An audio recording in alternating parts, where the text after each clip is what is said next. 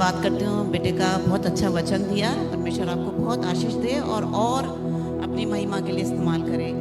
और सबसे पहले वचन शुरू करने से पहले मैं आज सारे पिताओं को मुबारकबाद देती हूँ, क्योंकि आज पूरे विश्व में फादर्स डे मनाया जा रहा है। तो happy father's day to all the fathers. God bless you. आप सबको खुदा बाप बहुत आशीष दे, बरकत दे। बहुत से लोगों ने आपके साथ बहुत से प्रॉमिसेस किए होंगे, जैसे फैमिली मेंबर्स ने, आपके परिवार के सदस्यों ने, फ्रेंड्स ने, आपके ऑफिस में काम करने वालों ने, कि कहा होगा कई बारी कि भाई मैं आपकी तनख्वाह बढ़ाऊंगा, आपको इंक्रीमेंट दूंगा, मगर उन सब लोगों ने शायद अपने वायदों को पूरा नहीं किया होगा। लेकिन हमारा परमेश्वर अपने वचन के मुताबिक अपने वायदों में पक्का है, सच्चा है। वो अपने वायदों को पूरा करता है, हाँ और आमीन से वो पूरा करता है। मेरा आज का टॉपिक है God's promises are for all. खुदा के वायदे हम सब के लिए हैं और वो सच्चे हैं। और पहला वायदा है परमेश्वर का कि परमेश्वर आपके लिए लड़ेगा। परमेश्वर आपके लिए लड़ेगा। आई विल फाइट फॉर यू। परमेश्वर कहता है मैं तुम्हारे लिए लड़ूंगा। दूसरा वायदा है God will give you freedom. प्रभु आपको आज़ादी देगा। और तीसरा उसका वायदा है आई विल प्रोटेक्ट यू। मैं तुझे संभाले रहूंगा, मैं आपको बचाऊंगा, संभाले रहूंगा। निर्गमन 14 उसकी 13 और 14 आयत में लिखा है। निर्गमन 14 उसकी 13 और 14 वर्ष में लिखा है, मूसा ने लोगों से कहा डरो मत, खड़े खड़े वह उद्धार का काम देखो जो यहोवा आज तुम्हारे लिए करेगा, क्योंकि जिन मिस्रियों को तुम आज देखते हो उनको फिर कभी ना देखोगे। यहोवा आप ही तुम्हारी लड़ेगा, इसलिए तुम चुपचाप रहो। कितना बड़ा वायदा है परमेश्वर का कि वो हमारे लिए लड़ेगा और हमें चुपचाप रहना है। ये हम विश्वासियों के लिए है। बैकग्राउंड क्या है? 430 साल की गुलामी के बाद वो लोग निकले हैं बाहर। और वर्ष 13 के 17 चैप्टर 13 इसी निर्गमन 13 के 17 वर्ष में लिखा है, जब फिरौन ने लोगों को जाने की आज्ञा दे दी, तब यद्यपि पलिश्तियों के देश में होकर जो मार्ग जाता है वह छोटा है, तो अभी परमेश्वर यह सोचकर उन्हें उस मार्ग से नहीं ले गया। मार्ग छोटा है, लेकिन परमेश्वर उस रास्ते से नहीं ले गया कि उसने सोचा कि कहीं ऐसा ना हो कि जब ये लोग लड़ाइयाँ देखें तब पछताकर वापस मिस्र में चले जाएं, यानी कि लड़ाइयाँ देखकर वापस लौट जाएं। यहोवा परमेश्वर उनको लंबे रास्ते से ले जाना चाहता है, उनको तैयार करना चाहता है। बहुत छोटा रास्ता था, 11 दिन का, 10-11 दिन का रास्ता होगा, लेकिन परमेश्वर उन लोगों को उस रास्ते से चलाने के लिए 40 साल उनको लगे पहुंचने के लिए, जो परमेश्वर जिस जगह उनको ले जाना चाहता था। जंगल का रास्ता था और परमेश्वर नहीं चाहता था कि ये उस जंगल को और पलिश्तियों को देख के डर जाएं और ये वापस चले जाएं। ये एक अच्छी बात है कि प्रभु जानता है, प्रभु जो इजरायलियों को चलाने वाला है वो जानता है कि मेरे बच्चे अभी युद्ध के लिए तैयार नहीं हैं, अभी बहुत जल्दी हार मान जाएंगे अभी ये और वापस मिस्र को चले जाएंगे। परिस्थिति कैसी भी क्यों ना हो, परमेश्वर आपके लिए भी लड़ेगा। परमेश्वर ने इजरायली लोगों को प्रोवाइड भी किया, स्वर्गीय भोजन खिलाया उसने, मन्ना, बटेरे भेजी, बादल और आग का खंभा बनकर उनकी हिफाजत करी। और हमें हिम्मत रखनी है, मजबूत होना है और चुपचाप रहना है, तब आप भी खुदा के काम को अपनी जिंदगी में देखने पाएंगे। Be courageous and be strong and be quiet. चुप रहें और परमेश्वर के कामों को देखें। कभी कभी हम सोचते हैं कि क्यों मेरे साथ ये परेशानी आई है, क्यों मेरे घर में परेशानी है, क्यों मेरे परिवार में परेशानी है, क्यों मेरे ऑफिस में परेशानी है। कभी कभी हम इन चीज़ों को देख के बड़े परेशान हो जाते हैं।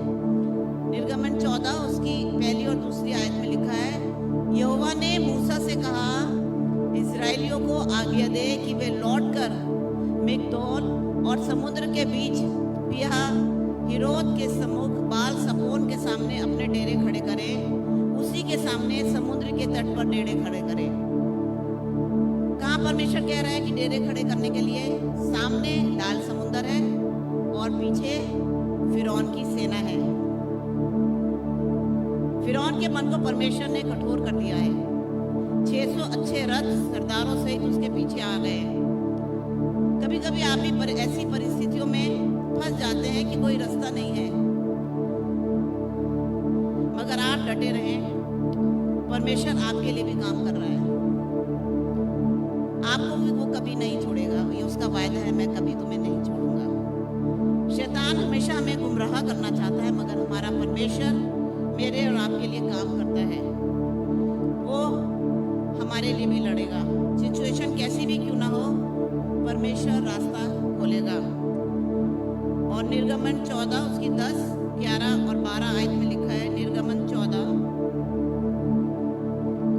10, 11 और 12। जब फिरौन निकट आया तब इस्राएलियों ने आंखें उठाकर क्या देखा कि मिस्री हमारा पीछा किए चले आ रहे हैं। और इस्राएली अत्यंत डर गए और चिल्लाकर यहोवा की दुहाई दी।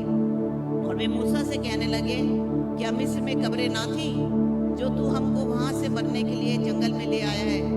तूने हमसे यह क्या किया कि हमको मिस्र से निकाल लाया? क्या हम तुझसे मिस्र में यह बात ना कहते रहे कि हमें रहने दे, कि हम मिस्रियों की सेवा करें? हमारे लिए जंगल में मरने की अपेक्षा मिस्रियों की सेवा करना अच्छा है। हमारे लिए जंगल में मरने से अच्छा मिस्रियों की सेवा करना अच्छा है। इस्राएली लोग डर गए और सब बातें मूसा से कहने लगे कि हमें रहने दे, कि हम मिस्रियों की सेवा करने दे। इनका गुलामी का माइंड सेट है। गुलाम बने थे, गुलामी बनना चाहते हैं। हर मसीही लोगों को ऐसे माइंड सेट से बाहर आने की जरूरत है। हर समय बुड़बुड़ाते हैं। मूसा के साथ उस समय भी बुड़बुड़ा रहे थे, कह रहे थे मूसा कौन है, मूसा कौन है। मूसा कौन था? मूसा परमेश्वर की आवाज है। परमेश्वर मूसा को चाहता है। मूसा एक तरह से एक ऑर्डेंड मिनिस्टर था, एक खादिम था मूसा उनका नुमाइंदा था, उनका चलाने वाला। और ये लोग मूसा के खिलाफ बातें कर रहे थे। कभी भी हमको बुड़बुड़ाना नहीं है, कभी भी आपको बुड़बुड़ाना नहीं है। शायद कोई आपको भी रास्ता दिखा रहा होगा, आप वेट करें, कोई बात नहीं, रास्ता लंबा हो। मूसा उनको एनकरेज कर रहा है। निर्गमन 14 उसकी 13 आयत में लिखा है, मूसा ने लोगों से कहा, डरो मत, खड़े खड़े वे उद्धार का काम देखो जो यहोवा आज तुम्हारे लिए करेगा, क्योंकि जिन मिस्रियों को तुम आज देखते हो उनको फिर कभी ना देखने पाओगे। और वर्ष 14 और उस चैप्टर 14 और उसकी 21 से 31 में लिखा है, जब मूसा ने अपना हाथ समुद्र के ऊपर बढ़ाया तब यहोवा ने रात भर प्रचंड पुरवाई चलाई और समुद्र को 2 भाग करके जल ऐसा हटा दिया जिससे उसके बीच सूखी भी मुई हो गई। तब इस्राएली समुद्र के बीच स्थल पर होकर चले और जल उनकी धैनी और बाई और दीवार का काम देता था। तब मिस्री अर्थात फिरौन के सब घोड़े, रथ और सवार उनका पीछा किए हुए समुद्र के बीच में चले गए। और रात के अंतिम पहर में यहोवा ने बादल और आग के खंभे में से मिस्रियों की सेना पर दृष्टि करके उन्हें घबरा दिया और उसने उनके रथों के पहियों को निकाल डाला, जिससे उनका चलना कठिन हो गया। तब मिस्री आपस में कहने लगे, आओ हम इस्राएलियों के सामने से भागे, क्योंकि यहोवा उनकी ओर से मिस्रियों से के विरुद्ध युद्ध कर रहा है। फिर यहोवा ने मूसा से कहा, अपना हाथ समुद्र की ओर पर बढ़ा कि जल मिस्रियों और उनके रथों और सवारों पर फिर बहने लगे। जब मूसा ने अपना हाथ समुद्र के ऊपर बढ़ाया और भोर होते होते क्या हुआ कि समुद्र फिर त्यों का त्यों हो गया और मिस्री उल्टे भागने लगे, परंतु यहोवा ने उनको समुद्र के बीच ही में झटक दिया और जल के पलटने से जितने रथ और सवार इस्राएलियों के पीछे समुद्र में आए थे वे सब वरन फिरौन की सारी सेना उसमें डूब गई और उनमें से एक भी ना बचा। परंतु इस्राएली समुद्र के बीच स्थल ही स्थल पर होकर चले गए और जल उनकी धैनी और बाई दीवार का काम देता था। इस प्रकार यहोवा ने उस दिन इजराइलियों को मिस्रियों के वश से छुड़ाया और इजराइलियों ने मिस्रियों को समुद्र के तट पर मरे पड़े हुए देखा। और यहोवा ने मिस्रियों पर जो अपना पराक्रम दिखलाया था उसको देखकर इजराइलियों ने यहोवा का भय माना और यहोवा पर और उसके दास मूसा पर भी विश्वास किया। और कैसे लाठी को मूसा ने समुद्र की तरफ बढ़ाया और समुद्र दो भाग हो गया और सब इजरायली समुद्र के बीच स्थल ही स्थल पर चले। और जब फिरौन की सेना उनके पीछे आई तो प्रभु ने सबको डुबाकर मार डाला। अगर आप वचन में अटल हैं तो परमेश्वर आपके लिए भी लड़ेगा। ऐसी कोई ताकत नहीं जो मसीही लोगों को नीचे गिरा सके। कोई ताकत नहीं है ऐसी जो मसीही लोगों को नीचे गिरा सके। दूसरा मेरा पॉइंट है, आई विल गिव यू फ्रीडम। मैं आपको आजाद करूंगा। यहोवा परमेश्वर ने मिस्र की गुलामी से उनको आजाद करवाया। भजन संहिता 34 और उसकी पहली आयत में लिखा है, मैं हर समय यहोवा को धन्य कहा करूंगा, उसकी स्तुति निरंतर मेरे मुख से होती रहेगी। क्या करना है हमें? हर समय उसकी स्तुति को अपने मुख से करना है। अगर हम प्रभु के साथ जीवन बिता रहे हैं तो घबराएं नहीं, प्रभु आपको आजादी देगा। वचन में हम पढ़ते हैं कि कैसे कैसे लोग प्रभु के पास आए, उन सब ने आजादी पाई। बीमार चंगे हुए, अंधे देखने लगे, गूंगे बोलने लगे, लंगड़े चलने लगे, दुष्ट आत्माओं के सताए हुए जकड़े हुए लोगों को आजादी मिली। अंधकार की सारी शक्तियां दूर हो गई। सब किसके द्वारा हुआ? प्रभु यीशु मसीह के द्वारा। और भजन संहिता 119 उसकी 45 वर्ष में लिखा है, और मैं चौड़े स्थान में चला फिरा करूंगा क्योंकि मैंने तेरे उपदेशों की सुधि रखी है। चौड़े स्थान में चला फिरा करूंगा क्योंकि मैंने तेरे वचन की, तेरे उस उपदेशों की सुधि रखी है। पवित्र आत्मा हमें वास करता है। जो मसीह यीशु में है वो आजाद हैं। आज हम सब आजाद हैं। अगर हम परमेश्वर के लिखे उपदेशों में चलेंगे तो हम बंधनों में नहीं रहेंगे। दूसरा कुरिन्थियों 3 और उसकी 17 वर्ष में लिखा है, प्रभु तो आत्मा है और जहां कहीं प्रभु का आत्मा है वहां स्वतंत्रता है। आमीन। और लिखा है पहला कुरिन्थियों 13 उसकी 16 में आयत में लिखा है, क्या तुम नहीं जानते कि तुम परमेश्वर का मंदिर हो और परमेश्वर का आत्मा तुम में वास करता है। हम परमेश्वर के मंदिर हैं और परमेश्वर का आत्मा हमें वास करता है। तो हम कैसे जाल में फंस सकते हैं? अगर परमेश्वर हमारे साथ है तो हम कैसे जाल में फंस सकते हैं? जहाँ प्रभु की रूह है वहाँ आज़ादी है और हम सब आज प्रभु के साथ हैं तो हम सब आज़ाद हैं। और तीसरा मेरा पॉइंट है, आई विल प्रोटेक्ट यू। मैं तुझे संभाले रहूँगा। भजन संहिता 34 उसकी 7वीं आयत में लिखा है, यहोवा के डरवैयों के चारों ओर उसका दूत छावनी किए हुए उनको बचाता है। इससे बढ़कर हमें कौन सा प्रोटेक्शन चाहिए कि स्वर्गदूत हमारी हिफाजत करें?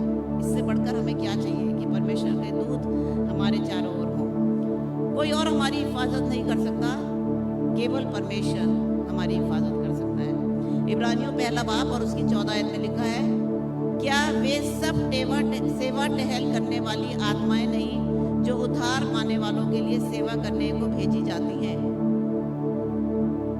भजन संहिता 91:11 में लिखा है, क्योंकि वे अपने दूतों को तेरे निमित्त आज्ञा देगा कि जहाँ कहीं तू जाए वे तेरी रक्षा करें।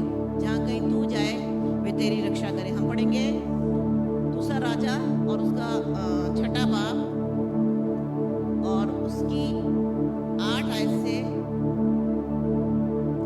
23 आयत तक। और इसमें एलिशा और अरामी सेना के बारे में है।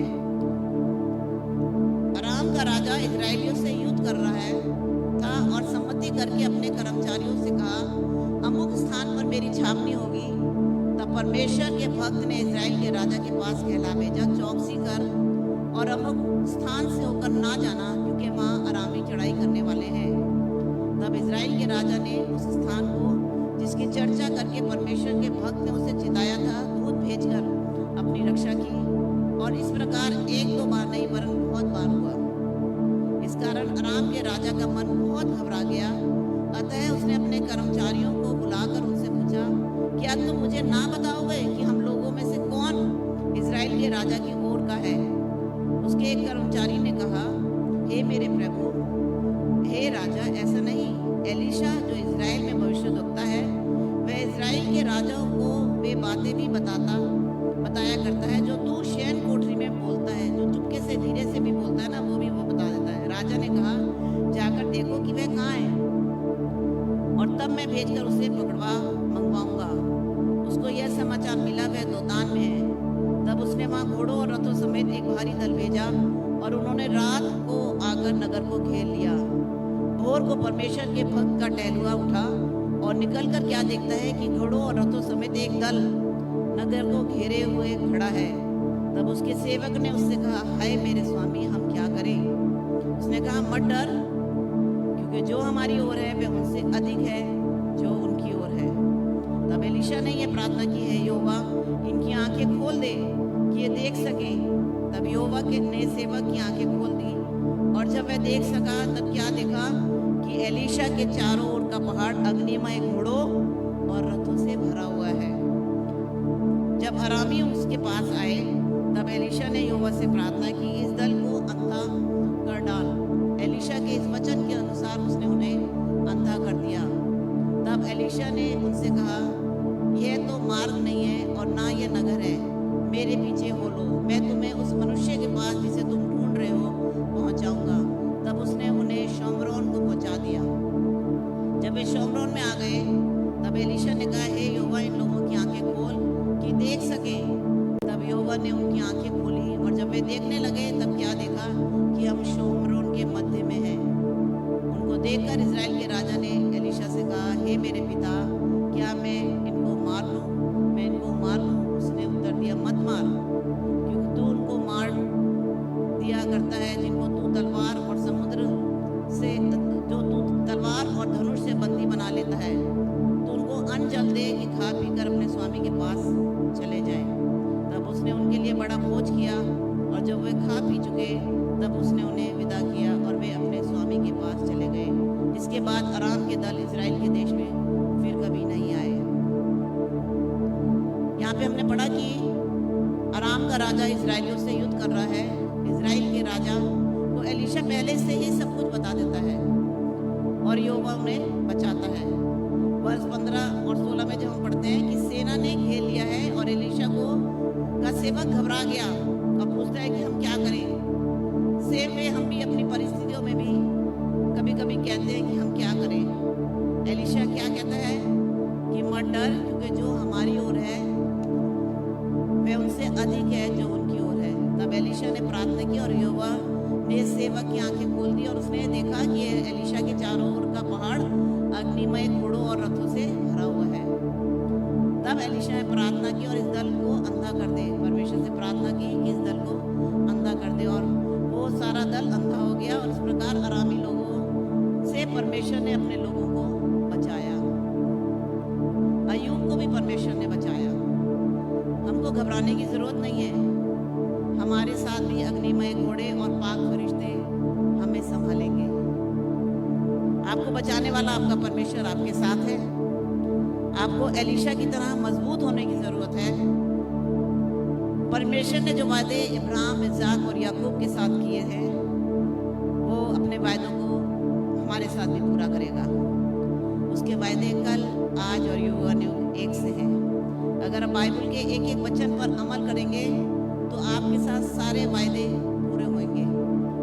मधु से भी मीठा है मेरा और आपका जीवित परमेश्वर। बस हमें उसको चक्कर देखना है। चक्कर देखा कि प्रभु कितना भला है, उसकी मोहब्बत को चखना है, उसका एक्सपीरियंस कैसा है, हमें उसको चख लेना है। अगर कोई प्रॉब्लम है, परेशानी है, तो उसे यीशु को दे दें और प्रभु को पहन लें। अगर हमारी लाइफ में यीशु है तो हम डरे नहीं। लिखा है मत्ती 6:26 में, आकाश के पक्षियों को देखो, ना वे बोते हैं, ना काटते हैं और ना खत्तों में बटोरते हैं, फिर भी तुम्हारा स्वर्गीय पिता उन्हें खिलाता है। क्या तुम उनसे अधिक मूल्य नहीं रखते? परमेश्वर ने अपने स्वरूप में हमें रचा है। वो हमसे बेहद मोहब्बत करता है।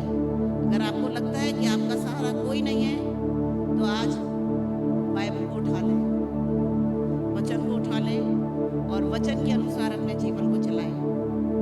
आपको सहारा मिल जाएगा। हम कभी भी अपने आप को अकेला नहीं महसूस करेंगे। यशाया 41:10 में लिखा है, मत डर क्योंकि मैं तेरे संग हूँ। इधर उधर मत ताक क्योंकि मैं तेरा परमेश्वर हूँ। मैं तुझे दृढ़ करूंगा और तेरी सहायता करूंगा और अपने धर्मय दाहिने हाथ से मैं तुझे संभाले रहूंगा। ये उसका वायदा है। जब यीशु हमारी जिंदगी में आ जाता है तो हमें किसी भी बलि वस्तु की कभी भी घटी नहीं होती। परमेश्वर के वायदे हम सब के लिए हैं, पक्के हैं और सच्चे हैं। आज हमने परमेश्वर के 3 वायदे सीखे हैं जो कि हमारी जिंदगियों में पूरे होते हैं कि मैं तुम्हारे लिए लड़ूंगा, I will fight for you, मैं तुझे आज़ाद करूंगा, I will give you freedom, और मैं तुझे संभाले रहूंगा, आई विल प्रोटेक्ट यू। परमेश्वर इस वचन के द्वारा आप सबको बहुत आशीष दे। Praise the Lord.